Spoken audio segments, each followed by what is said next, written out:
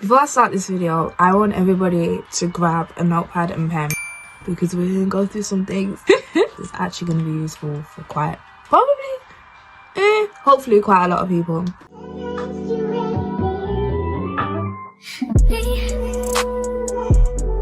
Can't focus on me. Baby, can you focus on me? Everyone, welcome back to my YouTube channel. So today in this video, I'm going to be going through how to avoid burnout at uni because it's like exam season. Oh, is it actually? Burnout for me? I don't know, but like a lot of people are going to be having like coursework, exam, whatever kind of thing you've got going on at uni. A lot of the deadlines are around now, December, January, that kind of time. So I'm going to give you some tips to avoid burnout at uni. Now, before I go through this whole video, I just want to say I'm not an expert because I need to take my own advice. So the way I've come up with this list is I've done research and found tips to make sure that you don't burn yourself out. So I'm just going to share those with you, share what I found, and hopefully it helps somebody out. If you do like this video, be sure to give it a like, comment and share. And if you want to see more of my face and more of my content, then be sure to subscribe to my channel. So without further ado, I'm gonna get on to the video. So tip number one is actually something that I like to do quite a lot. I've mentioned it on my TikTok before if you follow me on TikTok. But tip number one is to plan out your time. So if you plan out your time, you're gonna be more structured with how you're doing things. And you're gonna feel less pressure you're gonna feel less overwhelmed. So if you have like a schedule and a plan, my voice is not accent, but if you have a schedule and a plan, then basically you're gonna have structure to your day, and you're gonna allow for time for free time and chill out time because you need that. You can't be working 24/7. Like some of you want to just be work. Nah. And this is also how you avoid leaving things to the last minute as well, because if you plan things out week and week, you're gonna have more structure and things are gonna get done bit by bit as opposed to cramming at the end. I know some people work better like that, but if you're not someone who works better like that and it ends up happening for you, planning can really help. So I got this plan out when I was in America, but obviously you can get some here obviously. Oh my gosh. So this is like it's like a week by week planner. It's got a month overview as well, so I recommend getting something like that just to write it down. If you're more of a digital IT type person, you can use iOS calendar, Google calendar. There's another one. Those are the only two I can think of, but yeah, so planning ahead really does work. Next thing I will say is when you are going through your work, break large tasks up into smaller ones. So I don't know if anyone's heard of the Pomodoro method when you're revising. So it's like you'd work and like you work for 5 minutes, have like a 5-minute break. Like for 10 minutes, have a 5-minute break. Is that how it works? Wow, I'm not bugging. Yeah, work for 10 minutes, have a 5-minute break. With 15 minutes, like you work in little sections of time. Over time you've completed a big task, but you've done it in small little chunks. That can also be done in the form of breaking down tasks into subtasks. So let's say your task is to complete your coursework and you split it up into tasks like do the introduction, do your research, write up paragraph 1, write up paragraph 2, and you set yourself like little to-do lists for each week to do task ABC. Do you know what I mean?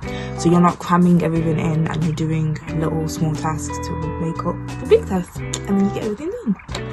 3 is probably like the most important one because this can influence how you work and literally influence everything that's going on in your life, literally everything. So number 3 is to make sure that you get your 7 to 8 hours sleep, and that's how much adults are meant to get. So get your 7 to 8 hours sleep every single night without fail. Now I know some people just like to work throughout the night and don't sleep, but please sleep.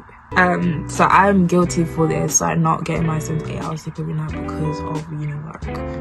It's not good. So this is why I said like I need to take my own advice. But definitely sleep is important in so many ways. It has so many benefits, and it can affect your mood as well, so get your sleep. 4 is to stay hydrated. So drink your 2 liters of water every day. Yes, I said 2 liters. I don't know, some people struggle with that, but 2 liters. Honestly, if you get 2 liter water bottle, drink the whole thing, you're done. So and they're relatively inexpensive, so yeah, just drink your water. It'll make you feel better. It'll make you feel better, and it's just a good thing to do for yourself, because you guys, self-love, self-care. I know you're working hard, but you gotta look after yourself. Number 5 is to exercise regularly. So this means, I don't mean going to the gym 5 times a week, because nobody can do that. No one wants to do that or needs to do that. So what I mean is like simple things. So for 30 minutes a day, you could just walk.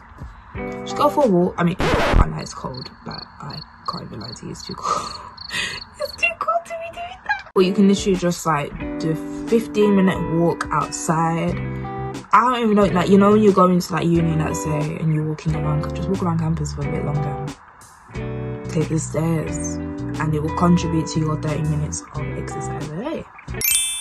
You can do at-home exercises if you don't want to be outside. Do at-home exercises for 30 minutes a day. Walk up and down your stairs. Not for 30 minutes, but like, do you get what I'm trying to say? There's ways to weave and incorporate it into your daily routine. So yeah, there's no excuses. Number 6 is to work in the right environment. Now, by me saying this, I mean work in a space where you feel most productive. Don't work in a space where you feel like you have to work. Like me personally, yeah. I know a lot of students go to the library to do work. A lot of students think the library is a more productive space to work. Fair enough. If the library is more important, more productive of a space for you, go ahead. But me personally, I get distracted with other people being around me too much. And I know it sounds really weird to say, like, it's not that I'm watching other people, but the fact that there's a lot of people around is distracting for me.